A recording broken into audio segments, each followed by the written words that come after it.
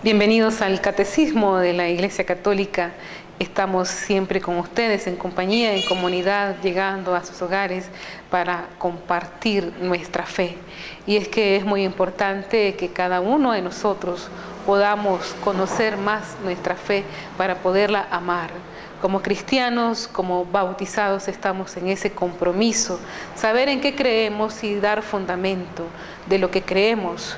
Esto es lo que San Pedro nos dice, hay que dar razón de nuestra esperanza. Esto también nos va a ayudar en nuestro peregrinar, en nuestro caminar cotidiano, en nuestro trabajo, en nuestros hogares, para poder dar respuesta a los acontecimientos que el Señor nos va presentando a diario.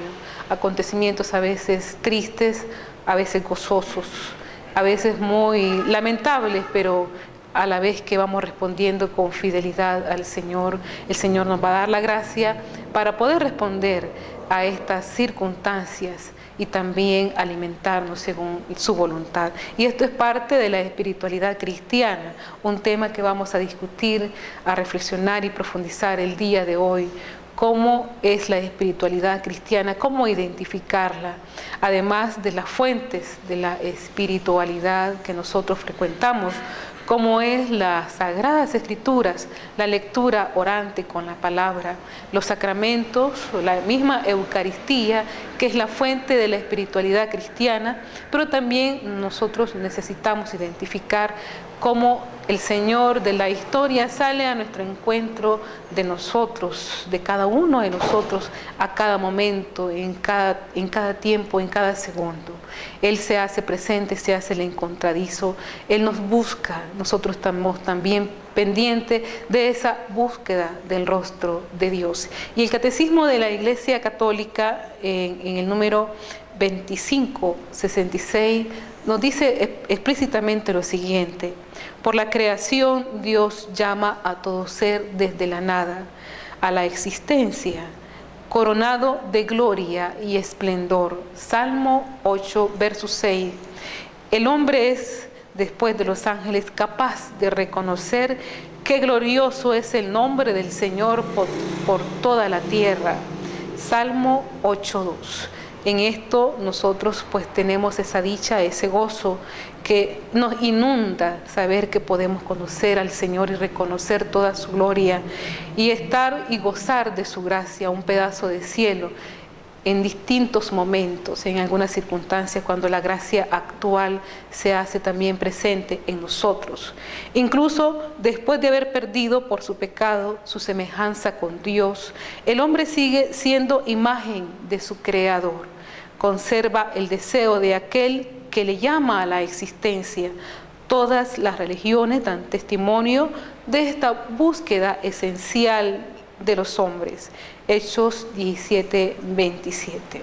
Bien, si en algún momento de nuestra vida tenemos alguna llamadita, alguna moción del Espíritu Santo que nos dice que hay que detenernos, hay que hacer una pausa en nuestra vida para poder orar, o si nos viene alguna exhortación interior, es alguna moción del Espíritu Santo, entonces nosotros tenemos que disponernos en la obediencia al Espíritu para hacerle caso y saber cómo el Señor nos ayuda a discernir estos acontecimientos.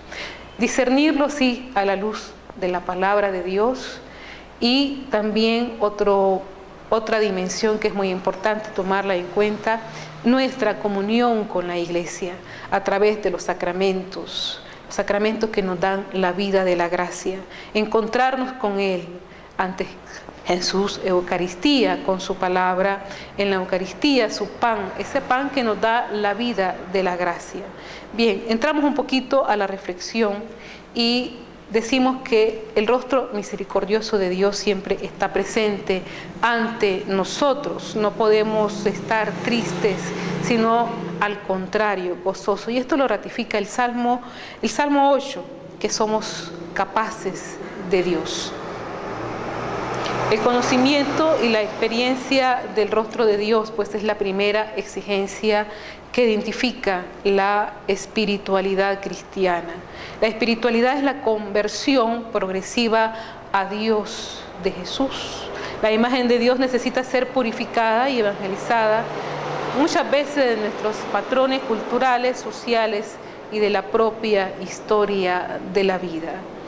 Todo itinerario espiritual es la maduración de la idea viva de Dios que se revela progresivamente en la medida de la fidelidad y el crecimiento contemplativo del creyente. Lucas 10, versos 22. Nosotros pues no necesariamente podemos llegar a ser monjes en un itinerario muy exigente, pero a través de nuestra vida cotidiana, en nuestro hogar como padres de familia, podemos enseñarle a nuestros hijos cómo alcanzar esa meditación, esa contemplación profunda. Hay momentos que podemos hacer una pausa, hay momentos de ocio, de silencio, en que podemos disponernos en nuestros aposentos a estar a la escucha del Señor, poder leer algún fragmento, algún trozo de las Sagradas Escrituras o alguna frase. Esa frase va a llegar a nuestro corazón y esa frase nos va a decir algo, y continuamente, progresivamente, si somos fieles, la gracia del Señor nos va a alcanzar. Tal vez, no sé si nos hemos dado cuenta que hay alguna ocasión en que sentimos deseos de hacer alguna obra de caridad o tal vez hacer algunas cosas buenas, no solamente con la gente extraña, también con la gente de nuestra casa. En ese momento que se nos vienen esos deseos buenos, tenemos que discernir que esos deseos buenos son mociones del Espíritu Santo, son esas perlas preciosas que el Señor nos manda para que podamos aprovecharlas. Y en ese instante que se nos vino esa moción, pues poder actuar para que escuchar al Señor, obedecerle, y esa moción nos va a ir aumentando la gracia continuamente. Los profetas, sin excepción, no hacen otra cosa que anunciar al verdadero Dios y traerlo a la memoria de un pueblo prevaricador y denunciar todas las idolatrías que lo deforman. Esta es la misión de los profetas: estar exhortando, estar orientando al pueblo, exhortarle que el pecado nos aparta de Dios en todo momento. Y hay situaciones que nos duelen, ciertamente, pero tal vez sentarnos un poco a meditar y profundizar qué es lo que verdaderamente pues, nos puede llevar hacia el cielo, hacia la eternidad. Tenemos que pensar que nosotros somos seres limitados, estamos en el tiempo. Nuestro tiempo no es eterno, esta vida es solamente prestada y cada segundo, cada momento pues, que pasa es un momento que el Señor nos regala y tenemos que saberla aprovechar. El acrecentamiento de la vida cristiana aparece como el primer objetivo del Concilio Vaticano II, en torno al cual se han de entenderse pues las preguntas propuestas por tres de sus grandes constituciones, que es bueno que nosotros pues sepamos cuáles son esas constituciones: la Dei Verbum, la Sacrosanctum Concilium, la Lumen Gentium y la Gaudium et Spes, cada uno de las cuales contienen los pilares de la existencia, primacía de la palabra de Dios recibida en la Iglesia, que lleva a la celebración gozosa del misterio de Cristo. De la palabra y la Eucaristía brota la comunidad orgánica de creyentes y su misión salvífica pues, para el mundo. Para que la espiritualidad sea la inspiración y garantía evangélica que acompaña la renovación de nuestra Iglesia, ha de recuperar la mejor tradición espiritual que hay en ella, encarnándola a nuevas tareas y experiencias. ¿Y qué es la mejor de nuestra tradición como Iglesia? La vivencia como cristianos en la fraternidad, como nos decía Hechos en el capítulo 2, cuando se vienen formando las primeras comunidades cristianas. El testimonio que se recoge es: miran cómo se aman. Y junto a esta experiencia del encuentro de Dios en los hermanos también se hace presente pues en la oración y discernimiento personal y comunitario, y en la experiencia y en el acompañamiento de nuestra fe. Bien, sabemos que hay grupos, movimientos pastorales, grupos de espiritualidad cristiana pues que se convocan en las parroquias, en los templos. Sin embargo, si usted no está convocado en algún movimiento o en algún ministerio, usted con su familia puede abocarse a discernir la palabra de Dios, sentarse, o si no, pues empezar de manera individual a leer algunos fragmentos de las Sagradas Escrituras, aunque sea un versículo, 2 versículos, para ir alimentando nuestra alma de esa sed de Dios que hay en lo más profundo de nuestro corazón. El factor esencial de la espiritualidad cristiana es que esta es trinitaria. La espiritualidad es una relación con Dios Padre, con Jesucristo y con el Espíritu Santo, con los divinos tres. Jesús con su vida y con su mensaje pretendió una purificación de ciertas actitudes y conductas religiosas, invitando a la transformación interior del corazón. Muchas veces hemos escuchado su confrontamiento con los movimientos religiosos de la época en ese momento en Israel, como son los fariseos, los saduceos, y Jesús va tratando de purificar esa espiritualidad, ese modo de ser espiritual para a un encuentro más vivo, más auténtico y más coherente. Todas las religiones suponen que el hombre pues busca a Dios, pero el cristiano, Dios sale al encuentro del hombre. Esto es lo que discerníamos al inicio.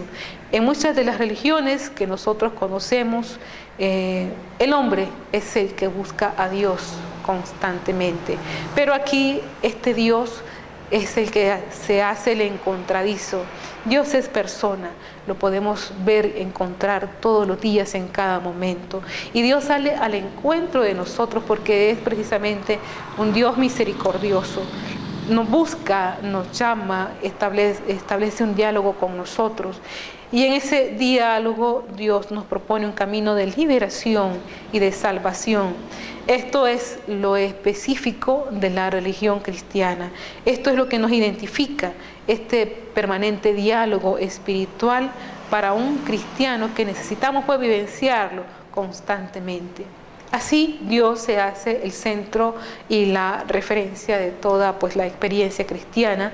Dios que nos ama primero por este amor que nos ha creado y nos ha liberado, nos ha redimido de todos los males y de todas las servidumbres. Un Dios que por amor nos quiere comunicar su vida para que seamos realmente sus hijos y participemos de su felicidad hasta la eternidad. Aún en situaciones difíciles de pecado, el Señor nos ama. Esto es una verdad fundamental. No podemos dejarnos engañar por el demonio, por el maligno. Aún en situaciones difíciles de pecado, el Señor nos busca, nos ama, porque Él lo que quiere es nuestra salvación. Así pues, este camino de espiritualidad es un proceso siempre inacabado, por el cual nos vamos identificando con este proyecto de Dios sobre la creación. Es la identificación con la voluntad de Dios, de su reino entre nosotros. Tony de Melo tiene una gradación, él habla de 4 estadios de la oración, que ayuda a comprender por dónde se transita, ¿no?, cuando se hace esta exploración interior, ¿no? Dice, en una primera fase, yo hablo y él escucha, Dios escucha. En una segunda fase, yo callo y él habla. Es decir, después de haber abocado yo mi necesidad de hablar, de pedir, he podido calmarme suficientemente, mi taza ha sido vaciada, el té de la taza está ya liberada para que la taza pueda recoger un nuevo té. Por lo tanto, yo callo, él habla. Pero en esta segunda fase también podría todavía haber expectativas, me dirá, no me dirá, qué me dirá. Eso también tiene que ser superado en un tercer momento en el que ninguno de los dos habla, los dos nos escuchamos, en una presencia todavía dual, pero en silencio, porque la comunicación ya se ha establecido en un lugar más hondo de las palabras. Pero ese tercer estadio no es el último tampoco, porque ahí todavía había dualidad, hay dos separados, ¿no? El cuarto estadio es ninguno habla, ninguno escucha, solo hay silencio. Hay la plenitud del silencio, que es el lugar originario de la palabra. La palabra es una comunicación. Cuando se ha establecido la comunicación, la palabra se sumerge en el silencio. Y este es el camino en el que tratamos de introducir hacia esa profundidad de la interioridad, ¿no? Orar no es más que tratar de ir a ese lugar original donde podemos recibir cada instante con la inocencia de un niño, ¿no? Cada cual tiene que ver cómo integra, o sea, yo creo que es indispensable y imprescindible encontrar diariamente espacios de silencio para conectar con esa profundidad y luego vincularlo con la vida ordinaria. En el número 2567 del Catecismo de la Iglesia Católica nos dice: Dios es quien primero llama al hombre.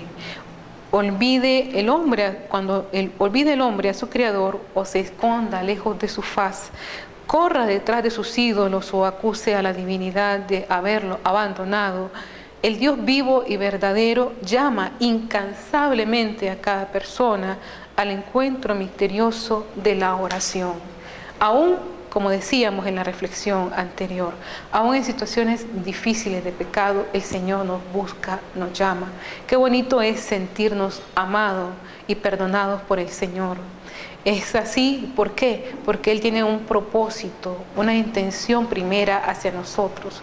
Él quiere nuestra salvación, no quiere nuestra condenación. Y a veces el maligno está pronto para situarnos en situaciones de tristeza, de alejamiento, de resentimiento, pero el Señor nos llama, nos busca constantemente y no debemos de cansarnos de buscar al Señor. Y esta iniciativa de amor de Dios fiel es siempre lo primero en la oración. La iniciativa del hombre es siempre una respuesta. Bueno, Dios nos comunica el don de la fe, que es el hilo conductor que nos va permitiendo buscar y responder a Dios. La fe es la experiencia de la relación con Dios, fe inseparable de la esperanza y del amor. Sin embargo, volvemos a resaltar que el proceso de la espiritualidad cristiana, el itinerario, es todo un proceso inacabado, no termina, así como el proceso de la conversión. Nosotros conocemos conversiones inmediatas, súbitas, como la conversión de San Pablo, pero nosotros no tenemos que dejarnos de alarmar. Cada segundo, cada instante es un proceso, es un tiempo en que el Señor nos va buscando, y en esto nosotros tenemos que tener paciencia, porque Dios tiene paciencia con nosotros. Veamos, la espiritualidad cristiana, por ser trinitaria, no es solo seguir al Señor, que nos conduce al Padre, es igualmente vivir y ser conducido por el Espíritu Santo. Este nos impulsa y conduce en el seguimiento de Cristo. Es hacernos hombres y mujeres nuevos, como dice San Juan, capítulo 3, del 1 al 15. Es la vida de la gracia que nos va transformando. El don del Espíritu es también un don colectivo, se ofrece en Pentecostés a los apóstoles y a todos los pueblos. Esto lo leemos en Hechos capítulo 2, y de manera plena y decisiva a la iglesia, ciertamente. Cuando la comunidad está convocada en una asamblea, esa es la eclesia o la iglesia. Para la iglesia el Espíritu es dador de vida, y ese Espíritu de verdad no es de la mentira. Siempre el Espíritu nos va a guiar a la verdad plena. Juan 16:3, que en la historia conduce a los cristianos a renovarse continuamente según la verdad del Evangelio. Y el Espíritu Santo es quien garantiza esta juventud renovada de la iglesia. Él es la fuente viva de todos los dinamismos y de todas las renovaciones. Así pues, la vida según el Espíritu no es independiente de los dinamismos históricos. Nosotros no podemos separar la espiritualidad de los acontecimientos que nos suceden a cada momento. También a través de esos acontecimientos hacemos un itinerario espiritual. ¿Por qué? Porque Dios vino a encarnarse en la historia, entró en nuestra historia. Aunque parezcan absurdas las situaciones o las acciones que nosotros hagamos, también son parte de un itinerario espiritual. Levantarse, comer, trabajar, caminar, estar en contacto con los amigos, con la familia, estar en momentos difíciles como una situación límite en el hospital, en una enfermedad, estar en el colegio, estudiar. Ahí está nuestro itinerario espiritual, en la empresa, en las comunidades donde nosotros estamos trabajando, en el campo, en el momento de arar el campo. Todo eso es un itinerario espiritual, todo lo que nos va aconteciendo a nosotros.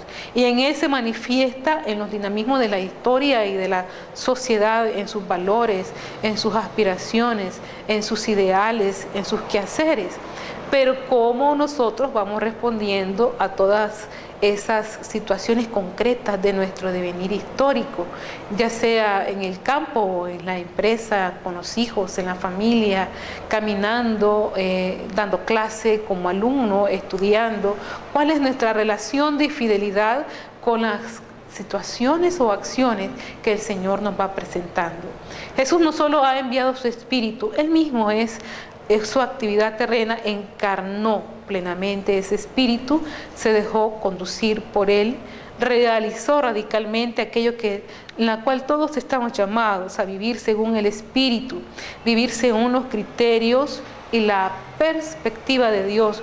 Por esto todo lo que nos conduce a identificarnos con la vida de Jesús, la espiritualidad cristiana, nos atribuye la intervención del Espíritu Santo. Ciertamente que hay relaciones de conflicto en las que no podemos identificarlas o discernirlas como venidas del Espíritu Santo. Y en esto el proceso de fe, la conversión, el conocimiento del amor de Jesús, el deseo de seguirlo, es una intervención constante del Espíritu. Cuando deseo estar en la Eucaristía, cuando deseo rezar el Santo Rosario, cuando quiero estar a solas para hacer una oración, cuando alguna música o algún mensaje me transporta a ese momento espiritual, todo eso es gracia.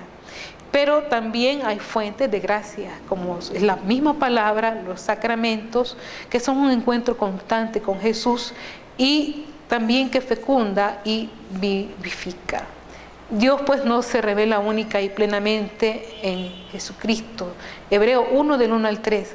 Por eso el seguimiento de Jesucristo es la dimensión fundamental y original que nos identifica en la espiritualidad cristiana. Seguimiento. Esta originalidad consiste en que creemos que un Dios asumió pues su condición humana. Por eso nuestro punto de arranque de nuestra espiritualidad es el encuentro con Jesús. Cuando nosotros venimos a la Eucaristía, cuando estamos en grupos de oración, cuando rezamos el rosario, cuando leemos la palabra, si esa palabra, ese rosario, las meditaciones del Santo Rosario, o tenemos meditaciones piadosas como el Vía Crucis, los 15 minutos a Jesús sacramentado, me lleva a esa constante de encuentro con Jesús, ahí está una fuente de gracia. Solo en Él conocemos los valores de nuestra vida cristiana. Si nosotros conocemos al Señor y esas fuentes de gracia nos inspiran esos momentos de paz, entonces cae como consecuencia el cumplimiento de las normas, el cumplimiento de una disciplina. No es primero el cumplimiento de la disciplina, es decir, voy a misa porque es obligación ir a misa, no. El encuentro del Señor me infunde a mí deseos de buscarlo en la Eucaristía. Entonces el cumplimiento cae por su propio peso. No es primero la norma, sino el encuentro con el Señor. Cristo es conocido, encontrado con fe y amor, es el alma del seguimiento, lo seguimos en la medida que le conocemos. Hemos de buscar al Señor en la contemplación, con todo nuestro ser. El Señor se nos revela en esa experiencia de seguimiento. Y este camino de seguimiento es el camino de la espiritualidad cristiana. Todos los valores, las exigencias y experiencias de esta espiritualidad la encontramos precisamente en la práctica misma de Jesús. Jesús nos enseña a relacionarnos con los demás en la fraternidad y en el amor a través del testimonio de vida, y el valor fundamental de la espiritualidad es hacernos discípulos de Jesús en el Evangelio y en la sabiduría espiritual de la Iglesia. A continuación vamos a ver a un padre que nos está hablando un poco acerca de la espiritualidad y del seguimiento cristiano, en qué consiste, para que ilustrar un poquito esta primera parte que nos habla acerca de la espiritualidad cristiana. Hola, yo soy José Roberto Arango, soy de la Compañía de Jesús, conocidos como jesuitas. Me han invitado en Conciencia al Día para hablar un poco de la espiritualidad cristiana. Es precisamente el curso, se llama así, y eso se va a tratar de la espiritualidad cristiana, de la espiritualidad del seguimiento de Jesús. Normalmente nosotros pensamos, debido a la educación que hemos tenido durante siglos y que llega prácticamente hasta el presente, que eso de ser cristiano, católico, muy específicamente, tiene que ver con el cumplimiento de normas, de mandamientos, de preceptos y punto. Y pues cumplimos eso y quedamos listos, o sea, como que empatamos con mi Diosito y quedamos ya salvados. Sin embargo, no es tan fácil la cosa. O mejor dicho, la salvación no es un negocio. La salvación no es un intercambio de obediencias a preceptos y luego Dios nos compensa salvándonos y dándonos la vida eterna. Y precisamente de eso se va a tratar el curso, de tratar de especificar cómo se puede ser cristiano, sobre todo teniendo en cuenta que el ser cristiano no es un asunto simplemente de cumplimiento de preceptos, sino ante todo de acogida de un Dios que habita en nosotros, de ese Dios, el Dios de Jesucristo, que nos impulsa desde dentro a ser como Él y a realizar en nuestra vida, o mejor dicho, a realizar nuestra propia vida, la vida humana, la vida común y corriente, de acuerdo a lo que Dios mismo nos va impulsando. La voluntad de Dios es lo que cuenta en este caso. Se trata así de obediencia, pero no es una obediencia externa, no es una obediencia a cosas externas, sino de una obediencia que viene desde dentro a una voz interior, que es el maestro interior, como se dice en algunas otras maneras de pensar la espiritualidad, que es el Espíritu Santo, decimos los cristianos. El Espíritu Santo vive en nosotros, que es Dios mismo, Cristo resucitado, que nos impulsa desde dentro a ser como Él, a asumir esta vida humana con los avatares y problemas que tenemos siempre en toda nuestra existencia, al estilo de Jesús. Por lo tanto, es una vida de seguimiento de Cristo en las concreciones de nuestras vidas particulares. La espiritualidad cristiana consiste entonces en tomar en serio nuestra existencia cristiana, porque es Dios mismo el que se está jugando, perdónenme lo coloquial, su propio pellejo en el pellejo de cada uno de nosotros, y está tratando de hacernos a nosotros a su imagen y semejanza en todas las circunstancias. Bien, ¿qué podemos hablar ahora? Acerca de la conversión, el proceso de la conversión, que decíamos anteriormente que no se da de manera súbita, de manera rápida, como que si fuera solamente como un efecto inmediato. La conversión cristiana imprime en nosotros una firme decisión, determinación por los medios adecuados de ponernos en marcha para seguir a Jesús en este seguimiento, en este camino. Pero Jesús va adelante y nosotros vamos viendo, observando a Jesús. ¿Y de qué manera lo podemos observar? Leyendo los evangelios. ¿Qué es lo que Él hacía? ¿Qué es lo que Él hablaba? ¿Cómo Él actuaba? Entonces esto va imprimiendo en nosotros lo que se llama configuración con Cristo en la espiritualidad. Vamos haciendo lo que el Señor hace. Dios Padre llama a los hombres a seguir a Jesús conducidos por el Espíritu. Es vivir en el amor. Nuestra respuesta comienza por la fe que es animada por el amor y desencadena pues en la conversión. Pero para esto no estemos pensando en el vecino. No es el vecino quien necesita la conversión, somos nosotros, yo, de manera personal. Si empezamos a pensar que es el vecino, que es mi amigo, que es el que está conmigo en la casa, que es aquel familiar, que es aquella persona, no podemos hacer nada. Tenemos que empezar por nosotros mismos. Nuestra conversión pues es una respuesta de fe y la persona va poniendo la confianza en el Señor. Y la conversión cristiana es la firme decisión acompañada por los medios adecuados para seguir al Señor.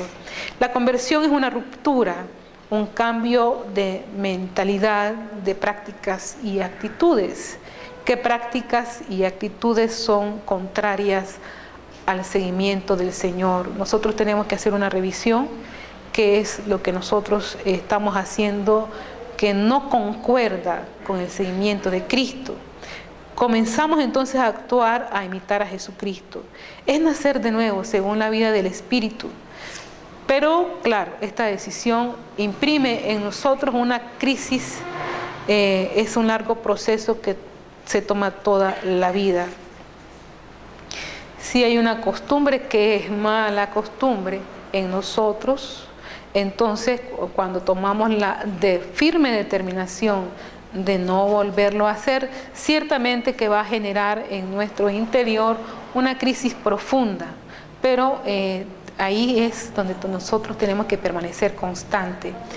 Y esta es vivir en el amor, es la constante fidelidad. Ahí de esta manera vamos nosotros manifestando nuestro amor al Señor. Ciertamente que el pecado nos deshumaniza, nos hace insensibles ante los grandes valores y ante las emociones del Espíritu. Cuando nosotros estamos en pecado y no estamos en gracia, no podemos percibir lo que el Espíritu Santo nos anima o nos induce. Por eso es que a veces podemos escuchar personas que se burlan de la iglesia, se burlan de las personas que vienen a misa. ¿Por qué? Porque no pueden ellas sintonizarse o encontrarse porque están en una situación de pecado. Sin embargo, ahí está la ceguera. Tenemos que discernir que ahí está el sentimiento que podemos nosotros tener en situaciones conflictivas. O burlarse, digamos, en la misma familia, si hay alguna persona que reza el rosario, tal vez los mismos hermanos o los mismos familiares se burlan de nosotros, de uno, porque ya nos empiezan a decir santulones y cosas así parecidas.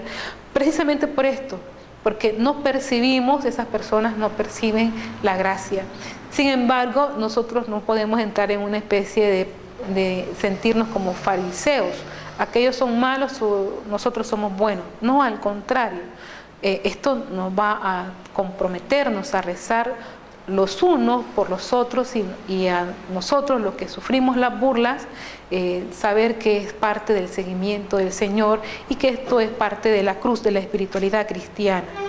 Así pues, los medios son precisamente la oración, la palabra de Dios, los sacramentos, y esto nos va a ir dando luz. Podemos rezar por la conversión de nuestros familiares y poco a poco el Señor va a lograr ese milagro en nuestras familias, con nuestros amigos, en nuestra ciudad, en nuestros ambientes. Y esto implica luchar contra el pecado, pues es un trabajo, hay que sudar. No es solamente hay que pedirle al Señor, hay que sudar porque es un trabajo. Y a veces la tentación normal que aparece es querer poseer. ¿Qué queremos poseer? Cosas, riquezas, placeres, personas. Esa es una tentación constante en la vida de toda persona.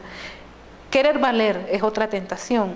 ¿Y a través de qué? A través de la vanidad, sentirnos más que las otras personas, o querer conseguir algún prestigio.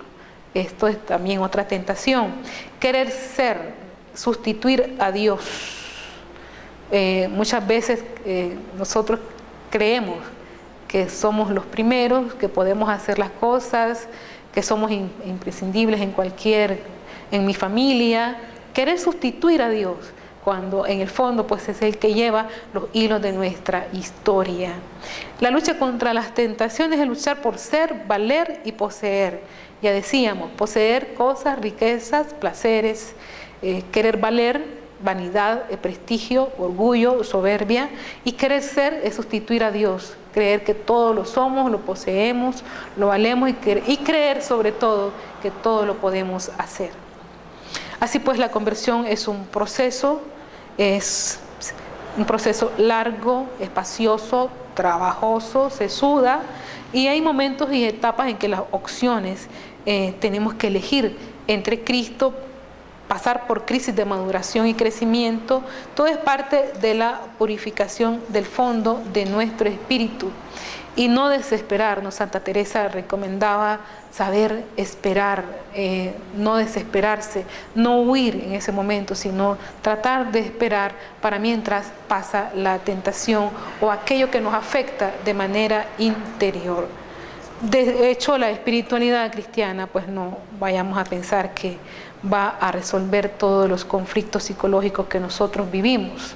No, al contrario. Primero, nosotros hacemos ese paso, esa respuesta de Dios, a Dios, de fidelidad, de amor en la oración, y poco a poco el Espíritu Santo va haciendo esa sanación interior que tanto necesitamos. Otro tema que es bueno que abordemos es el discernimiento. Este es uno de los últimos temas. Ya hemos hablado de la espiritualidad cristiana, de la conversión. Este tema es necesario que podamos discutirlo, profundizarlo. ¿De qué manera el discernimiento cristiano puede ayudarnos a nosotros? Nosotros nos fijamos que hay a veces mucha desorientación. Los medios de comunicación, lo que nosotros escuchamos, nos ofrecen diversas cosas, y en un momento determinado hay de toda bulla, un revoluto en nuestro interior, hay de todo. Pero sin embargo, en vez de aclararnos las cosas que llevamos adentro, quedamos como confundidos, no sabemos para dónde vamos. Y también podemos percibir que hay muchos grupos que ofrecen un estilo de espiritualidad que más bien buscan la tranquilidad psicológica, no el proceso de conversión, que les ofrecen paz, sintonía, amor, hospitalidad. Entonces la gente acude a esos grupos que no son cristianos, que no son católicos, porque se sienten bien. Fijémonos bien, se sienten bien. Pero claro, se sienten bien porque, bueno, es una comunidad que acoge, es hospitalaria, y entonces nos sentimos tranquilos. Sin embargo, no hay la armonía, no hay la comunión con el proceso de conversión, con el seguimiento con el Señor, que implica todo tipo de renuncia. Y entonces aquí nosotros tenemos que discernir qué nos ofrecen esos grupos. Nos ofrecieron un empleo, nos ofrecieron algo, nos dieron alguna dádiva, nos regalaron algo, y entonces estamos tranquilos. Me sacaron de un apuro, de una deuda. Bueno, tenemos que discernir qué es lo que pasa. El tema del discernimiento en la vida cristiana tiene una historia tan larga como el cristianismo, pero no nos vamos a meter en esta situación. Simplemente vamos a tratar de ver en qué consiste, en la búsqueda de la voluntad de Dios. Cuando se trata pues de problemas de identidad personal, cuando se refiere a grupos de comunidades eclesiales, saber discernir es algo especialmente necesario en el ámbito en el cual se desarrolla pues nuestra vida personal, de un permanente cambio, un proceso que acompaña no solamente las opciones, es también realización de las mismas, y alcanza a todo hombre en la totalidad de la historia de la humanidad, que se transforma en nuestra historia de salvación. Creer en Dios que se nos revela en la historia es aceptar que hay una oportunidad de gracia, pero nosotros no podemos dejar de pensar o caer en la tentación que el seguimiento de Cristo, vamos siguiéndole, ciertamente que sí, a través de sus actitudes, sus palabras, pero ¿cuál es el final de este seguimiento? todos lo conocemos, la cruz. Cuando la persona ha perseverado en este itinerario espiritual, llega a un culmen, la cruz. Pero sabemos en fe y en esperanza que no termina ahí, que termina en la plenitud de la resurrección. Por eso no podemos nosotros ser cristianos tranquilos. Sabemos que la cruz viene detrás. Bien, vamos en este momento a tratar de poner un poquito de interés a conocer la espiritualidad de Nazaret, donde fue posible la encarnación de nuestra fe en ese pequeño entorno, en ese pequeño lugar, y traer un momento de paz a nuestro corazón. Nazaret ayer, Nazaret hoy, los 2000 años de historia que nos separan de la Sagrada Familia no nos permiten conocer perfectamente cómo era Nazaret ayer, y todo esto a pesar de las investigaciones y hallazgos arqueológicos tan interesantes que se han realizado. Pero el interés esencial de Nazaret no es solo eso, sino comprender cómo a través de la fe es posible seguir hoy el ejemplo de la vida oculta de Jesús en Nazaret, cualquiera que sea el entorno y el contexto en el que nos encontramos. Il villaggio di Nazareth è piccolo però è molto famoso ed è stato reso famoso da Jesucristo. La ciudad de Nazaret es pequeña, pero es muy famosa y se ha hecho conocida gracias a Jesucristo, el Hijo de María, gracias a su presencia escondida en Galilea. Jesucristo no hizo milagros en Nazaret, ni grandes predicaciones en este lugar, sino que vivió como cualquier joven junto con su familia, en espera del momento elegido por Dios para comenzar su misión.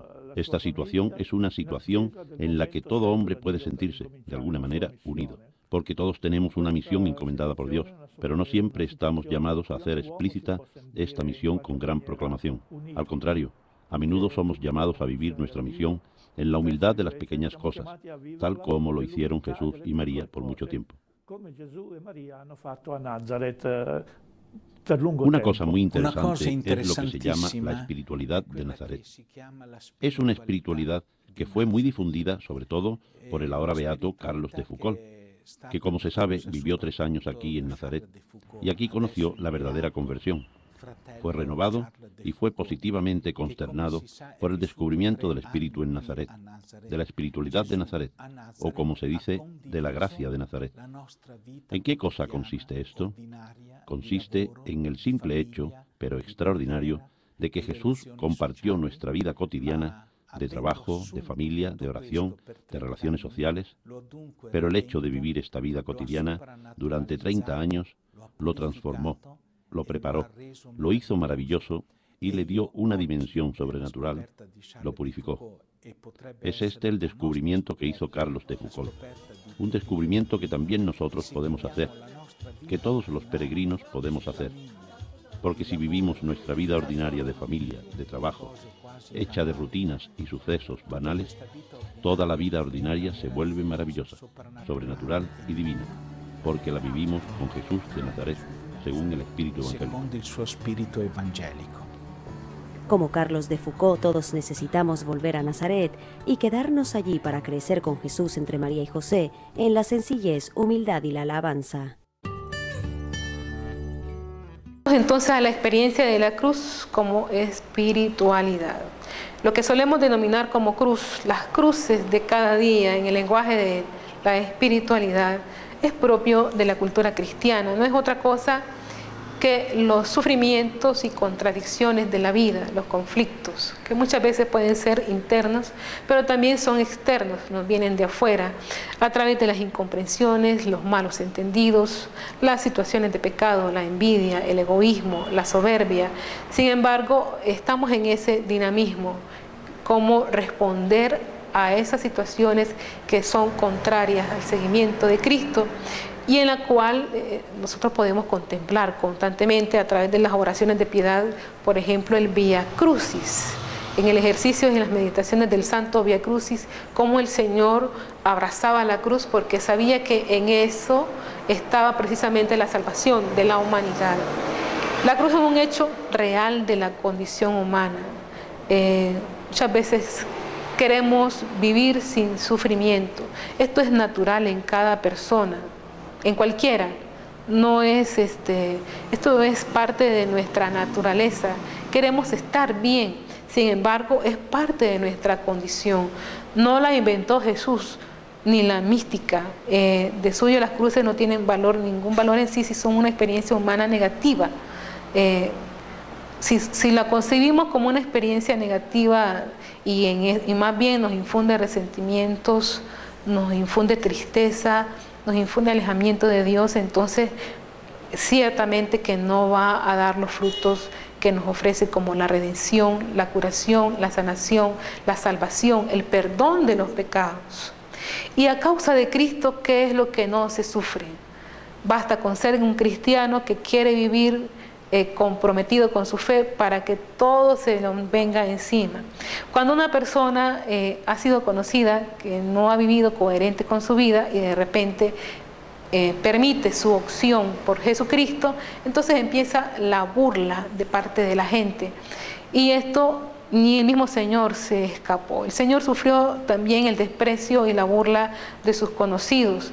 Y ya no digamos también la de sus mismos familiares, no incluimos a nuestra Madre Santísima. Pero sí, a Él le llamaban loco por lo que hacía, por su opción por el reino. Y entonces una causa que parecía sin sentido aún para los mismos seguidores. Entonces, si eso pasó Jesús, sabemos que también nosotros pues lo vamos a pasar, estar como convencidos de ellos para poder caminar en esta vida y en paz. Las reflexiones anteriores nos hacen ver pues tomar la cruz, perder la vida, morir como el grano de trigo. Nos hacen ver que existe una espiritualidad de la pobreza, de la obediencia, de la negación, básicamente la espiritualidad cristiana. En el seguimiento de Jesús por el Espíritu, el que nos lleva a la pobreza, la abnegación de la cruz no se la busca en sí, se la encuentra como valor espiritual en la medida en que seguimos al Señor. Ahí está. Y tiene una dimensión. Primeramente, la cruz forma parte de nuestra condición humana, eso ya lo tenemos claro. Somos limitados y vulnerables. ¿Quién no es limitado y vulnerable? ¿Quién no cambia de la noche a la mañana? Una enfermedad que se nos aviene nos limita nuestras opciones de vida. A veces no nos sentimos capaces de realizar algo. Entonces, ciertamente que no lo somos todo. Y a veces en la enfermedad, en la frustración, en el sufrimiento y en la muerte, son parte pues integrantes de nuestra vida. Es vivir esa experiencia que es parte nuestra, porque es el modo de seguir a Jesucristo. Y sabemos que el dinamismo de la cruz y de la muerte que hay en nosotros forma parte del dinamismo pascual. Después que hemos pasado esas situaciones, viene la alegría de la resurrección en nuestra vida. ¿Qué quiere decir esto? Que podemos nosotros experimentar la Pascua, el paso del pecado a la gracia en este momento temporal y saber el gozo, gozar, aunque sea un puntito de lo que pudiera significar la gracia, el acontecimiento pascual después de nuestra muerte física. La experiencia cristiana de la cruz es una experiencia pascual. También la cruz cristiana es un precio, el camino de la conversión, porque estamos arraigados en el egoísmo, todos estamos con la tendencia del pecado. Aquí todos estamos en esta lista. El camino de la conversión a seguir a Jesús por el Espíritu es un camino de superación, de muerte al hombre viejo. ¿Cuál es el hombre viejo? No significa que es el hombre que tiene más edad. El hombre viejo es el que está catapultado por el pecado. Romanos 6. De renunciar a vivir según la carne. Renunciar, decíamos anteriormente, implica trabajo, sudor por parte de la persona, porque es determinación constante. Es hoy, es mañana, es a cada segundo, a cada instante. No hay conversión cristiana, ni siquiera hay superación, si esa forma de cruz que es la renuncia de nosotros, es lo que quiere decir que Cristo, con su llamada a seguirlo, cargar cada día con su cruz, cada día tiene su cruz. O sea, ni contemos con la esperanza de que mañana vamos a amanecer sin cruz, cada día tiene su cruz. Y en tercer lugar, la cruz como sufrimiento y contradicción, como persecución. Esta es la dimensión más rica y más eminente de la cruz en la espiritualidad cristiana, porque fue la manera eminente como Cristo experimentó el sufrimiento. La mayor prueba de amor y de seguimiento es identificarse con Jesús perseguido y martirizado a causa del reino. Que podamos entonces nosotros conocer a Jesús a través de su palabra, a través de los sacramentos, la Eucaristía. Hagamos de ello no normas de cumplimiento, no. Primero gustemos de la presencia del Señor. Al buscar a Jesús en la Eucaristía, en la misa, en nuestra casa podemos escoger las Sagradas Escrituras en un momento que tengamos desocupadito y leer algún fragmento de la Biblia y disponernos con su gracia para que el Espíritu Santo vaya actuando en nosotros y vaya sanando, incluso vaya sanando no solamente la parte espiritual, sino también nuestras enfermedades. Hagámosles un lugarcito al Señor. Nuestra vida es corta.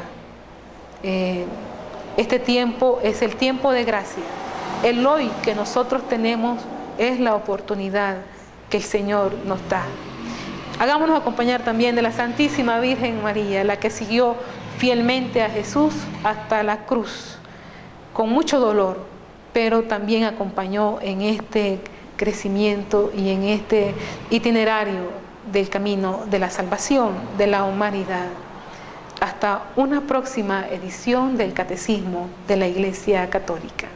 Nuestra familia está formada por muchas razas, jóvenes y viejos, ricos y pobres, hombres y mujeres, pecadores y santos. Nuestra familia se ha extendido a través del mundo por siglos. Con la gracia de Dios comenzamos hospitales, establecimos orfanatos y ayudamos a los pobres. Somos la organización caritativa más grande del mundo.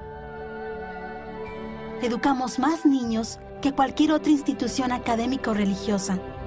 Desarrollamos el método científico y fundamos el sistema universitario. Defendemos la dignidad de la vida humana, el matrimonio y la familia.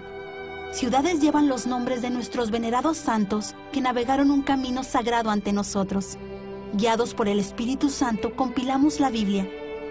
Somos transformados por la Sagrada Escritura y la tradición que nos han guiado por 2000 años. Somos la Iglesia Católica. Con más de 1 billón en nuestra familia, compartiendo los sacramentos y la plenitud de la fe cristiana. Por siglos hemos rezado por ti y por el mundo, cada vez que celebramos la Santa Misa.